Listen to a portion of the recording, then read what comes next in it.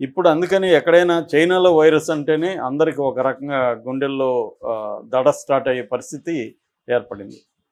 అసలు ఏంటి వైరస్, దాని లక్షణాలు ఏంటి, దాని క్యూర్ ఉందా, దానికి ఏమన్నా నివారణ ఏంటి, దాన్ని ఏమేమి ఒకవేళ మనకి వస్తే ఏం జాగ్రత్తలు పాటించాలి, అది హౌ డేంజరస్ ఇట్ ఈజ్ అనేది మనం చూద్దాము. దీని పేరు హెచ్ఎంపివి వైరస్. హెచ్ఎంపివి అంటే హ్యూమన్ మెటానియా నిమో వైరస్ అనమాట.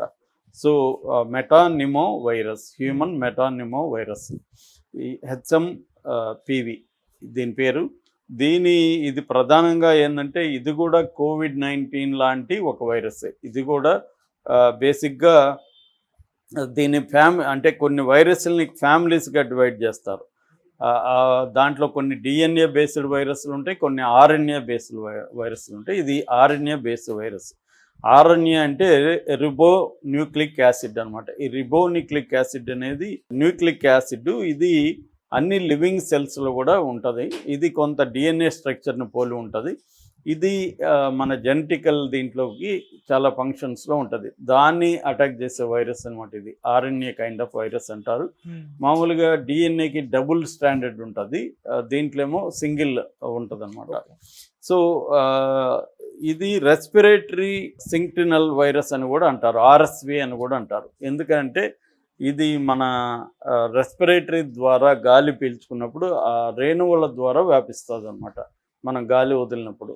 సో ప్రధానంగా దగ్గు, తుమ్ముల ద్వారా ఇది ఎక్కువగా వ్యాపిస్తుంది.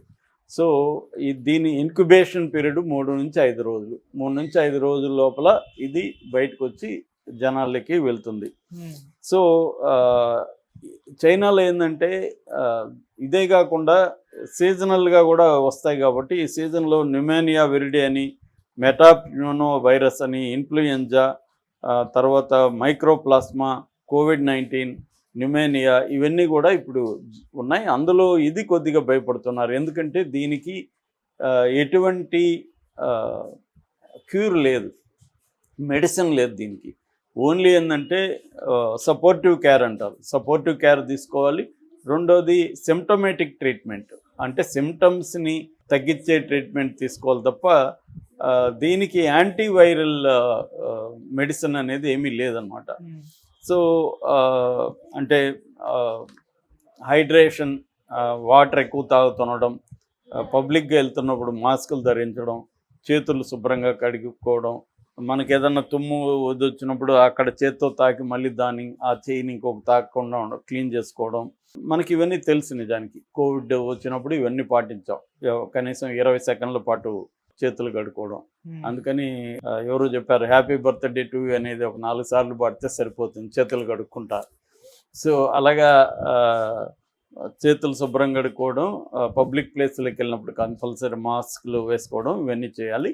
దీని ప్రధానంగా సిమ్టమ్స్ ఎలాగ వస్తుందంటే ఇది వచ్చినప్పుడు దగ్గుతో స్టార్ట్ అవుతుంది, దాని తర్వాత తుమ్ములు వస్తాయి, జ్వరము వచ్చే అవకాశం ఉంది. ముఖ్యంగా బలహీనంగా ఉన్న వాళ్ళకి, మనకి రోగనిరోధక శక్తి తక్కువ ఉన్న వాళ్ళకి ఇది ఎక్కువగా అటాక్ అయ్యే అవకాశం ఉంది. అందుకని చైనాలో కూడా చిన్నపిల్లలు, ముసలి వాళ్ళు, ఈ 2 సెక్షన్లకి ఎక్కువగా అటాక్ అవుతుంది. ఎందుకంటే చిన్నపిల్లల్లో ఈ ఇమ్యూనిటీ పవర్ అనేది తక్కువ ఉంటుంది, అట్లాగే పెద్దవాళ్ళకి కూడా తక్కువ ఉంటుంది. పెద్దవాళ్ళకి ఏంటంటే వివిధ రకాల జబ్బులు కూడా ఆల్రెడీ బలహీనమైన పరిస్థితుల్లోకి నెట్టివేస్తాయి. అంటే డయాబెటీస్ ఉండొచ్చు, తర్వాత లంగ్ రిలేటెడ్ ఇష్యూస్ ఉండొచ్చు, బీపీ ఉండొచ్చు. ఇవన్నీ ఉండడం వల్ల ఒక వల్నరబుల్ కండిషన్లో వాళ్ళు ఉంటారు కాబట్టి వాళ్ళకి ఎక్కువ అటాక్ అయ్యే అవకాశం ఉంది. సో బేసిక్గా ఏంటంటే ఇది కొత్తగా ఇప్పుడు కనిపెట్టిన వైరస్ కూడా ఏం కాదు. ఇది 2021లో ఫస్ట్ దీన్ని కనిపెట్టారు. అయితే ఇప్పుడు చైనాలో ఎందుకు దీన్ని చూసి మనం భయపడాల్సిన పరిస్థితి ఎందుకు ఉందంటే అక్కడ పెద్ద ఎత్తున జనం హాస్పిటల్లో చేరుతున్నారు, అక్కడ మీడియా దాన్ని రిపోర్ట్ చేస్తుంది. సో దీనివల్ల ఇదేమన్నా మళ్ళీ వ్యాపిస్తుంది. ఎందుకంటే ఇవాళ ఇంటర్ కనెక్టెడ్ వరల్డ్ అయిపోయింది మన గ్లోబలైజ్డ్ వరల్డ్లో. చైనాలో వచ్చినంత మాత్రం ఇండియాలో రాదనేది చెప్పలేం. ఎందుకంటే చైనాకి ఇండియాకి ట్రేడ్ రిలేటెడ్ రిలేషన్స్ కానీ, టూరిజం కానీ విపరీతంగా ఉంది. మనం ఎక్కడ పోయినా, ఏ సందులో పోయినా చైనా వస్తువు దొరుకుతుంది మనకి.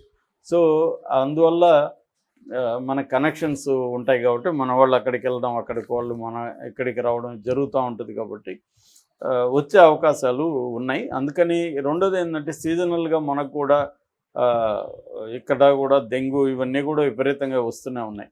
కాకపోతే దీంట్లో ఏంటంటే మరీ డేంజరస్ కాదు ఇది. ఎవరికి డేంజర్ అంటే చిన్నపిల్లలకి డేంజర్ ఉంది, పెద్దవాళ్ళకి డేంజర్ ఉంది. కొంత ఇమ్యూనిటీ పవర్ ఉంటే డేంజర్ లేదు. అంటే దీనివల్ల ఏమో ఇటువంటి మనకు నిజానికి కోవిడ్ వచ్చినప్పుడు అందరూ భయపడ్డారు, ఇంకా మీద జాగ్రత్తలు తీసుకోవాలనుకున్నారు, ప్రపంచం పాతగా ఉండదు మళ్ళీ కొత్తగా ఉంటుంది అనుకున్నారు. కానీ మళ్ళీ కొద్ది రోజులకి మర్చిపోయారు.